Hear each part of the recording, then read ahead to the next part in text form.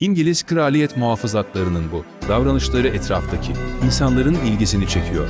Bazı insanlara saldırgan davranış sergileyen at, bazı insanların zararsız iç sesini duyar gibi davranıp kişilere oldukça nazik ve yumuşak davranması ve bu huyunu özellikle çocuklara sergilemesi dikkat çekti.